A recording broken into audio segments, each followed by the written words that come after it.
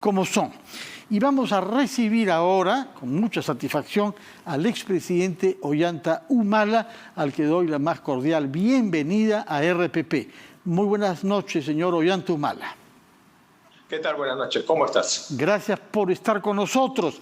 Hemos leído un tuit suyo en el que exhorta a esperar los resultados y trabajar entre tanto y para siempre en fortalecer nuestras instituciones. Cuéntenos, por favor, qué es lo que lo llevó a publicar este tuit.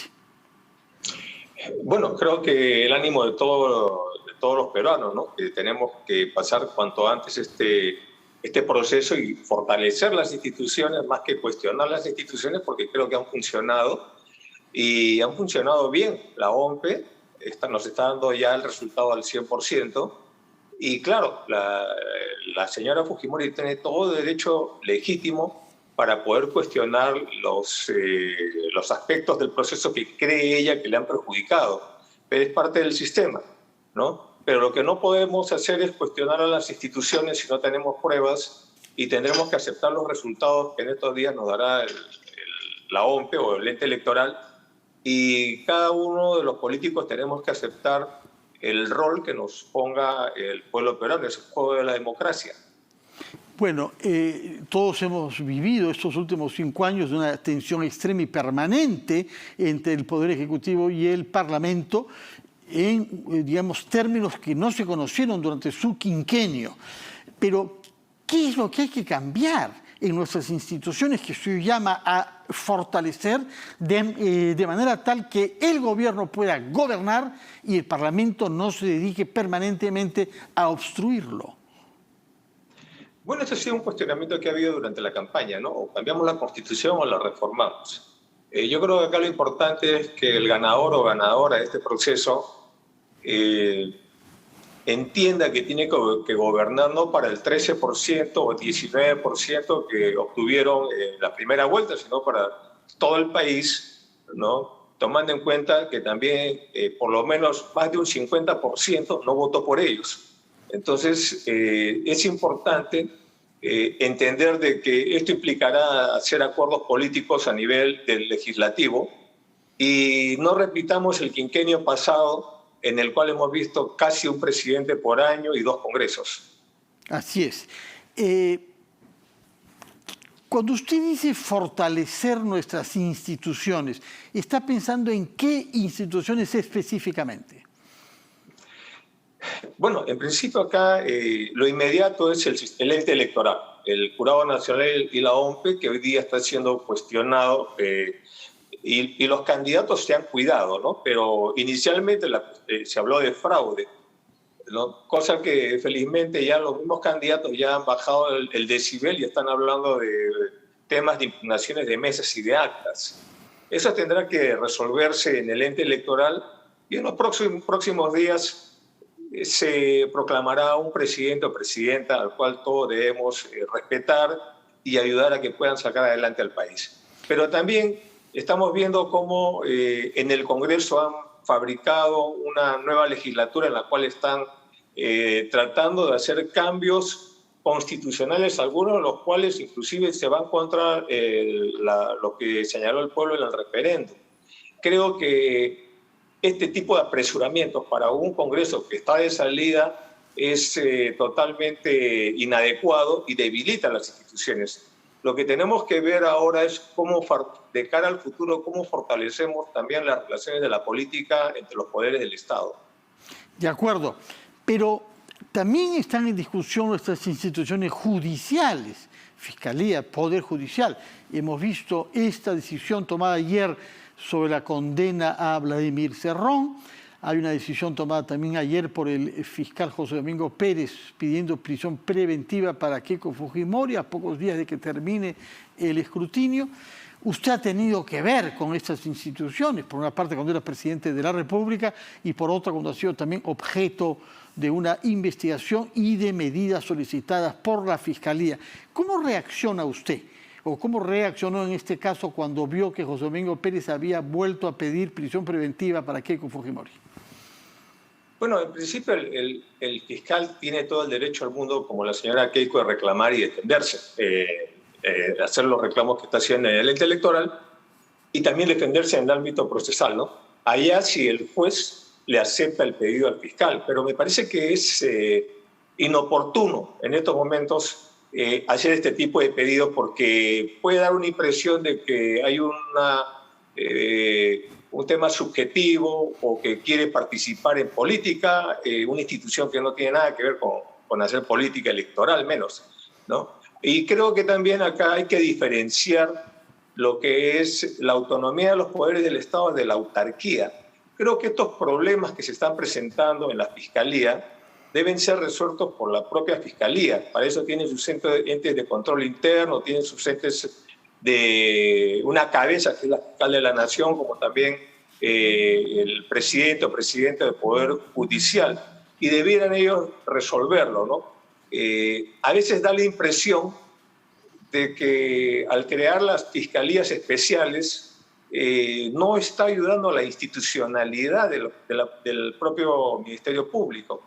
Eso lo hemos visto nosotros en la Fuerza Armada, ¿no? Con la creación de, por ejemplo, fuerzas especiales, entonces ponían a todo el resto de fuerzas como fuerzas ordinarias. Y hemos visto que al final todos los oficiales, todos los miembros de las Fuerzas Armadas son iguales y cada uno tiene su propio rol que jugar. Y acá también en las fiscalías tiene que ser así, ¿no? Estamos hablando sobre instituciones que usted ha llamado a ser fortalecidas y ha mencionado a la institución militar de la que usted procede, porque usted es un oficial retirado antes de ser presidente, y quería preguntarle su reacción cuando ve estos llamados a que los militares participen y diriman este entrenamiento político en el Perú, que ha sido tal que ha merecido una respuesta, un comunicado firmado por la ministra de Defensa. Bueno, a mí me parece que son pues llamados irresponsables porque las Fuerzas Armadas ya están curadas, ya han comprendido esto de la última incursión desafortunada de las Fuerzas Armadas en política ha sido en la década de Fujimori, Fujimori padre. Y creo que ya se ha aprendido y en Latinoamérica esto no funcionaría, así que son llamados irresponsables y nuestras Fuerzas Armadas creo que son un ente muy profesional que entienden cuál es su rol constitucional y dónde no tienen que entrar.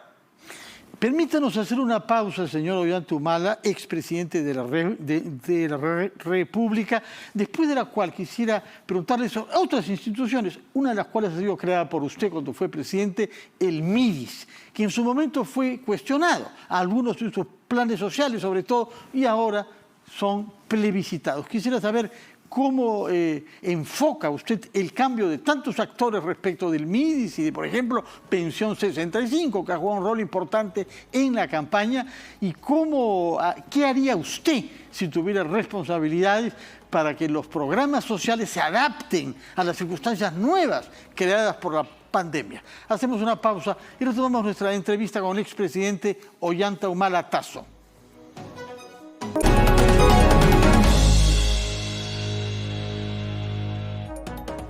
Estamos entrevistando al expresidente de la República en multiplataforma y había quedado planteada la pregunta sobre el MIDIS que usted creó, pese a las críticas de quienes le decían que eso era asistencialismo y gasto de dinero público, y vemos que ahora más bien sus detractores de la época asumen, por ejemplo, Pensión 65 y quieren aumentarlo. Ha sido particularmente el caso del exministro Carranza.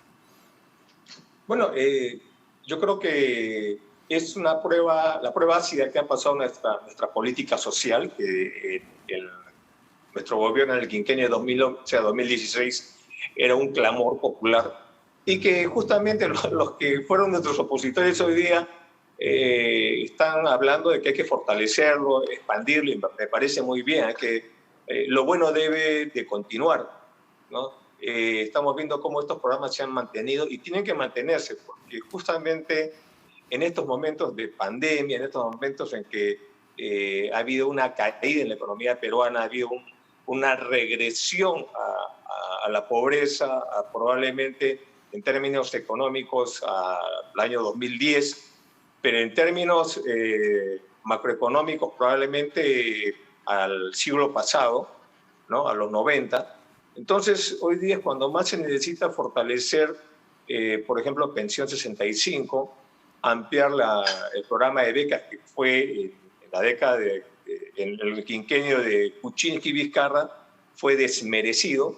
Y me dio mucho gusto que en los debates de segunda vuelta, la política nacionalista, la política social que creamos nosotros haya estado permanentemente presente y que ahora ya se ha institucionalizado, ya el pueblo lo ha asumido, no solamente estos programas, sino también, por ejemplo, los tambos, Jacuwiñay, Jaliwarma, los PIAs y más de 30 programas que creamos nosotros. Creo que en este quinquenio será muy importante darle un énfasis a estos programas para poder ayudar a sacar a la gente de la pobreza.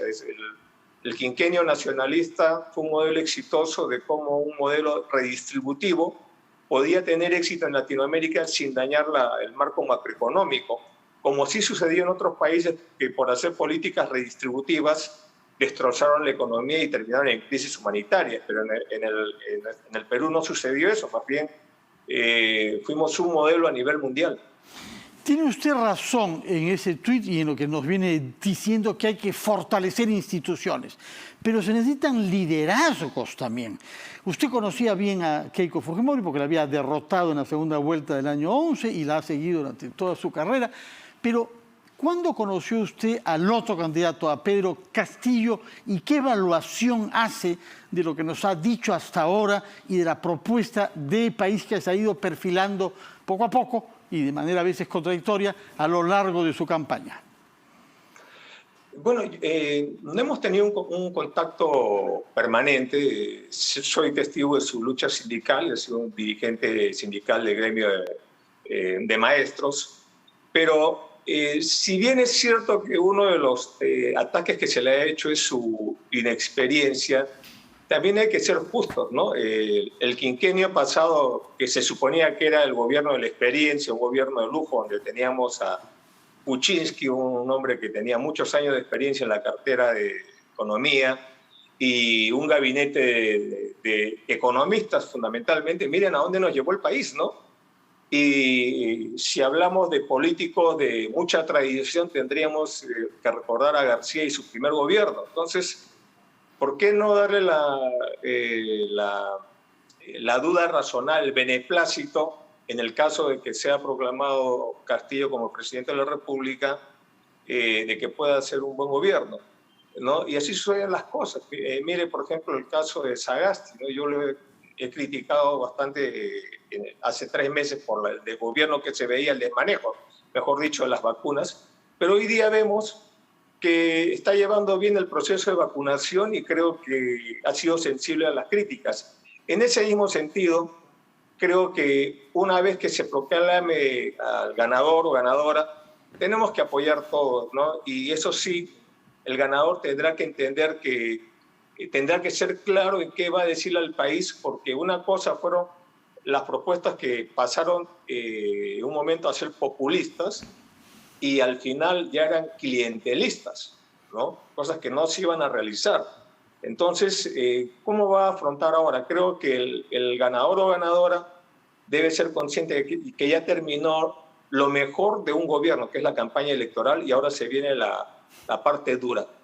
De acuerdo, usted tuvo la experiencia de tener que enfrentar la incertidumbre y la desconfianza de los actores económicos y financieros.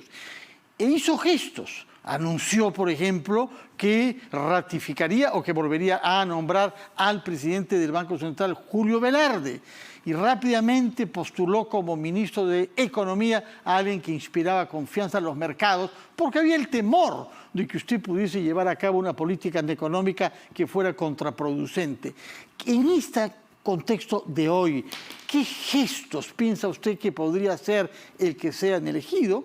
Por ejemplo, Castillo, en vista de que estamos nuevamente ante una coyuntura de grave incertidumbre y de desconfianza, que se ha reflejado en el precio del dólar, en la crisis de la bolsa y en la retracción de la inversión privada? Bueno, creo que tiene que hacer una serie de acciones. Primero, juntarse con gente que más allá de la coyuntura sea gente que le pueda servir, ¿no? Porque en estos momentos me imagino que su casa debe estar, la gente debe estar haciendo cola, ¿no? Entonces ahora sí ya se junta mucha gente que no necesariamente le van a hacer bien. En fin, es un tema que él va a tener que dilucidar. Tiene un tema que al interior de su bancada, tiene que cuidar que esa bancada no se parta y cuidar la relación con el partido, porque él está yendo como invitado de un partido, Perú Libre, y que tiene pues la primera mayoría. Entonces ya hemos visto la experiencia de Vizcarra de querer gobernar sin una bancada, todos los problemas que le trajo. Al principio bien, popularidad bien, pero la conseguía a base de echar al Congreso, ¿no? Y miren cómo terminamos. Eso no debe suceder porque sería otro quinquenio perdido si volvemos a repetir la misma experiencia del quinquenio que estamos concluyendo. Lo segundo es, si bien yo tomé unas medidas pragmáticas como ratificar al presidente del BCR, y acuérdense que el ministro Castilla venía de ser viceministro en la gestión de García, Sí. ¿no? Lo importante acá es que los ministros acepten, ¿no? la línea, la política general que marque Castillo. Entonces acá no interesa, como dicen, el color del gato, lo importante es que case ratones. Y esa es la responsabilidad de Castillo. Castillo puede hacer un gabinete variopinto, puede no necesariamente hacer un gabinete ideologizado. Lo que tiene que cuidarse de tener un gabinete balanceado, donde tenga gente política como gente técnica y que trabajen lealmente en la línea general, la política general que él va a determinar. Y eso tiene que hacerlo ahorita, si es que él fuera el ganador. Pero ¿está usted seguro de que si él fuera ganador, como usted lo ha precisado, lo que le conviene es mantener unida su bancada? ¿O más bien podría convenirle que se rompa y él quedarse aquellos que se identifican más con sus valores moderados y democráticos y menos con los valores de Vladimir Cerrón? Mire, acá lo que debiéramos evitar, en mi opinión, es que se rompa, ¿no? y poner, tratar de separar. Uno es el bueno y el otro es el malo. Uno es el tonto y el otro es el perverso, ¿no? No me parece que debemos ir por ese espacio, que es lo que se ha venido dando, sino de que ¿qué le conviene al país? Que el presidente tenga una mini bancada y con las medidas que están tomando, medidas que tienen precedentes funestos como el tema de la vacancia presidencial, yo creo que no. Yo creo que lo que nos conviene es que se cohesione, madure esa bancada y puedan darnos al país estabilidad política, que es lo que necesitamos, algo que es urgente además de resolver el tema de la pandemia, que está yendo bien el tema de vacunación. Además de reactivar la economía, es el tema de la fragilidad política. Desde el quinquenio, desde Kuczynski, de esa dupla Kuczynski-Vizcarra, hemos mezclado lo político con lo económico. Yo recuerdo que en mi gestión de gobierno teníamos problemas políticos como todo gobierno, con el Congreso. No teníamos una mayoría, consolidada, pero lo político no se mezcló con lo económico. Supimos llevar el curso de la economía para mejorar el bienestar de la población. En el quinquenio de Kuczynski-Vizcarra, una de sus características es que lo político se mezcló con la economía y miren cómo quedamos, ¿no? Entonces esperemos que el presidente electo sepa poder resguardar la economía y separar los líos políticos que van a haber de todas maneras. Para eso tiene que tener una base sólida en el Congreso de la República. Yo recuerdo que cuando usted era presidente, velaba siempre por la ejecución de los presupuestos que se concedían a los ministerios. Era un tema constante de su atención. Para que la gestión de las políticas públicas sea eficaz y para que los objetivos no queden sobre papel, sino que se traduzcan en mejoras en la calidad de vida de las personas. ¿Qué es lo más difícil de hacer para un presidente recién elegido para que su plan y su entusiasmo pueda traducirse en eficacia de la gestión?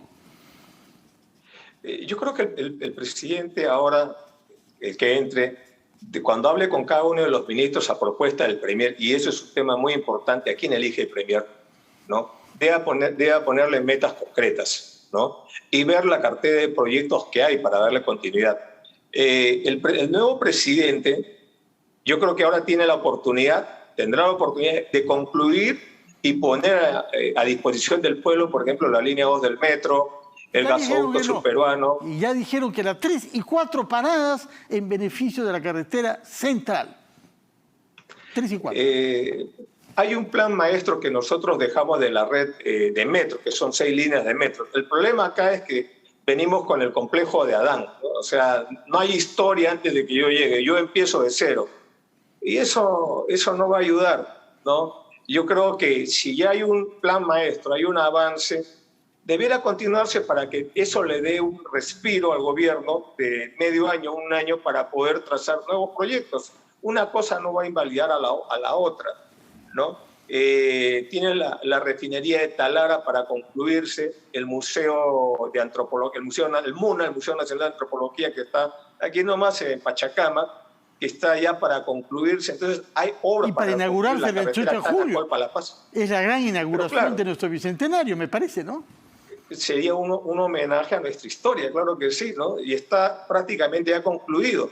Entonces, en estos momentos, el nuevo presidente podría, si le pone puncha en las cosas y se pone a trabajar bien con los ministros, ¿no?, concluir obras estratégicas para el país. Y mientras tanto, eso le va a dar un respiro para diseñar nuevas obras que puede inaugurar en su quinquenio y obras que pueda dejar al siguiente gobierno para que haya continuidad institucional. Una última pregunta, por favor, señor Ollantumala. ¿Por qué no se ha podido acabar con los remanentes de Sendero Luminoso y el narcotráfico en el Braem? ¿Por qué el 10% de nuestra Fuerza Armada que está presente ahí no ha podido eliminar a esos, dicen, 200 narcoterroristas que siguen actuando con la crueldad y la barbarie que hemos visto en Biscatán del N? Es una tarea que debiera tener continuidad. El problema es que nosotros no le damos continuidad. Cada 5 años cambia la estrategia. Cuando nosotros llegamos a gobierno,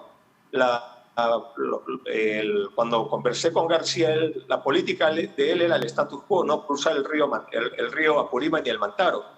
En nuestro gobierno no, y logramos reducir a menos de un 50% el accionar de los remanentes, recuperar la iniciativa, invertir el presupuesto del Braem, que era en la época de García 70% a seguridad y 30% de desarrollo.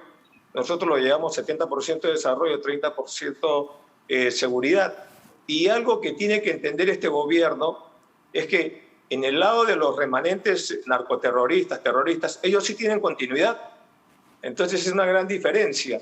Y lo otro que hay que entender acá, que esos remanentes en realidad están subordinados a un problema mucho mayor, que es el narcotráfico, y que es una amenaza nacional, una amenaza a nivel nacional. El narcotráfico no solamente está en el Braem, está en todo el país. Hay zonas que por abandono de los últimos años están prácticamente sin control de las fuerzas del orden, como las zonas de Caballococha, ¿no?, o la zona de cerca de Puerto Inca, no digo Puerto Inca misma, pero hacia Ciudad Constitución, esa zona, ¿no? Entonces tenemos que, en nuestro gobierno recuperamos la iniciativa, ¿no?, pero poco a poco hemos visto en los últimos meses cómo nuevamente el narcoterrorismo se ha vuelto a manifestar, ¿no? En nuestro gobierno capturamos a Artemio, eliminamos a Lipio, a Williams, a Gabriel,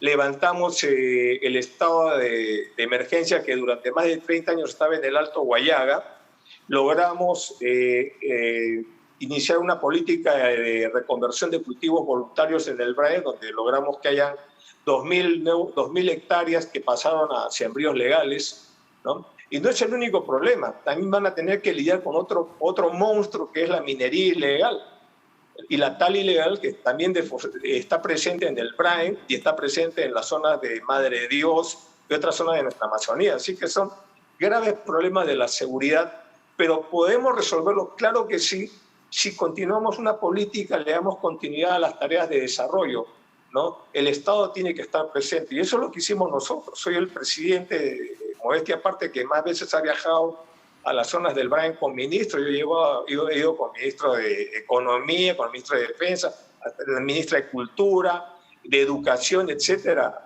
al Brain. Con ellos hemos ido al Brain para que vean en el terreno lo que hay que hacer. Muchas gracias por su tiempo y por sus explicaciones, señor Ollanta Tasso, expresidente de la República en el periodo 2011-2016. Muchas gracias por su presencia en RPP. Que tenga usted buenas noches. Muchas gracias. Vamos a hablar ahora sobre derechos.